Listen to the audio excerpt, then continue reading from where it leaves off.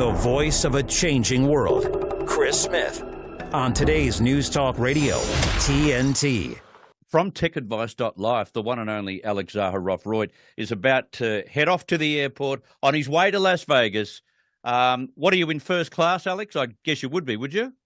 If only. No, I upgraded myself to an exit row seat so I could have a little bit more space, but that's about the extent of my luxuries. And that cost me $300 and something, so it's not cheap to do it, but I'm very pleased to go.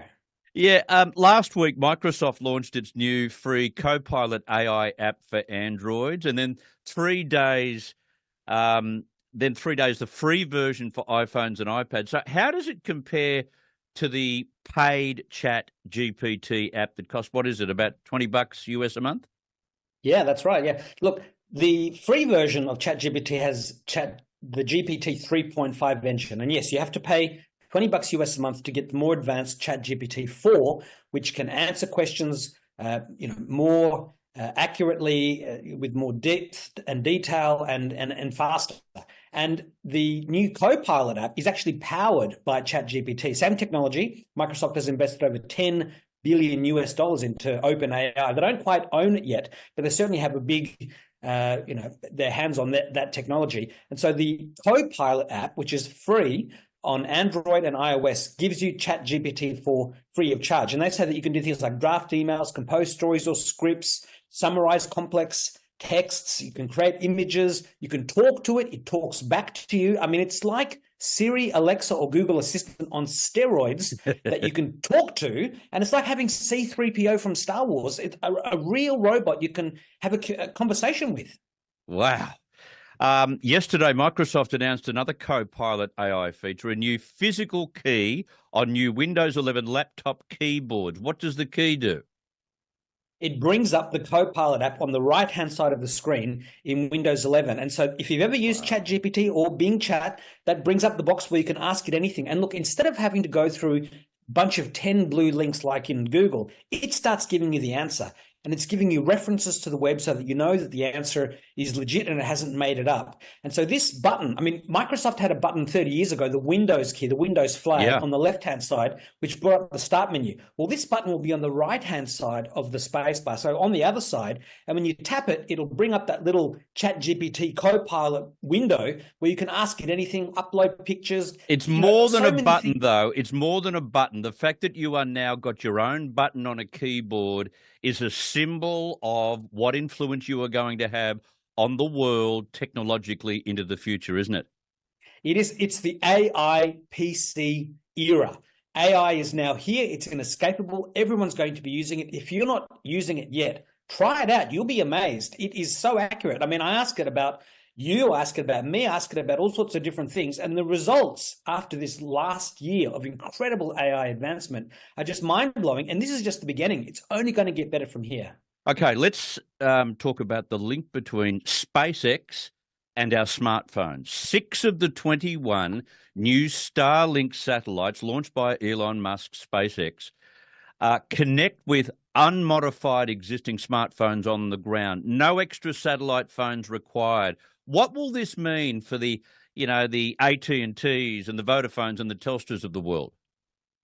Look, not a lot in the beginning. Both Optus and Telstra in Australia have done deals with Elon Musk's Starlink to be able to use that connectivity to fill in black spots, to enable mobile calls over Wi-Fi. But the Starlink satellite means that it'll fill in those black spots in areas where currently it says SOS, no service. And that, I've been in the US, I've been in different parts of Australia, and you're driving down the freeway and suddenly you've got no connectivity whatsoever. And if there's an accident, you got to wait till the next person comes along. So this is going to start filling in all those black spots. You will need line of sight to the sky, but you won't need a special phone. Your standard phone will work, and they will include data so you can get broadband eventually. And already anybody with an iPhone 14 or 15 can get the emergency SOS satellites. We've seen this. This is now the next step. It's building it out. Look, and eventually this will be a competitor to AT&T and Telstra and O2 in the UK.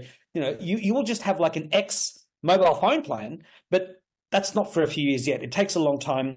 Only 6 satellites are out there orbiting. And look, Amazon and other companies are launching satellites too. The age of ubiquitous communications is going to be even more incredible than it already is. Okay, so you're flying to Las Vegas tomorrow, and we've got one of the most powerful tech conferences probably in the world every year.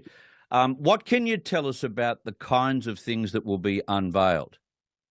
Look, AI is going to be the story of the show. Everyone's going to have an AI angle of some sort. There will be augmented reality and virtual reality headsets. There will be robots everywhere that you can converse to like you can with C-3PO, as we said before, because they will be powered by generative AI. I mean, LG is launching a robot. This is called a smart home artificial intelligence agent. It boasts robotic AI and multimodal technologies that enable it to move, learn, and comprehend and engage in complex conversations. So we're going to see this sci-fi, promise that we've had in movies for years finally start to come true. And, as I said before, flying cars, there'll be home automation, cooking technologies. There's some sort of robotic wok that can cook your meal for you automatically. We'll be seeing all sorts of smart watches and accessories for phones, beauty products. The list is endless. Later today, I'll have an 80-page document from CES. They have a publication called CES Daily, and they've put out their pre-show document already that's showcasing a whole stack of stuff. And it'll be on the regular TV news. I'm sure it'll be on with Matt Boylan talking about some of the cool stuff, because it's just going to be global news. And next week, of course, I'll be live actually from one of the show floors. You'll see all this stuff in the background, and I'll have plenty more things to tell you, but just expect your mind to be absolutely blown in 2024, not just on the news front, but the tech front, political front, every front. Okay. Now, I've got a strict 30 seconds left, but in 11 days, Samsung is launching 3 new Galaxy S24 smartphones. Yes, it's going to be all about AI. There's, again, it's all about AI. And there are heaps of cool features. One of them is called Live Translate. So you're talking in one language, you're hearing it instantly translated into another. But these phones, there'll be one that's titanium, but we'll know everything on January 17 and expect Samsung to really knock it out of the park as they try to fight against Google, Apple, and everybody else. Yeah, I'm sure they will. They don't sit back in these times. Alex, you have a safe travel. We're looking forward to your new show starting January 20. We'll talk about that a little later, and we'll catch up next Wednesday, mate. Thank you for your time. Thank you. Bye-bye. There you go. Big technological start to the week, and all obsessed with AI, of course, which, of course, we can't ignore. It'll be part of your life. I've got to run. Dean Mackett is next. We'll catch up at the same time tomorrow. This is Chris Smith. To hear a replay of this hour, go to episodes at tntradio.live. Now, TNT Radio News. With your hourly news brief, I'm Matt Boyland. From beanies to carry bags and from shoes to caps, browse our shop now at tntradio.live.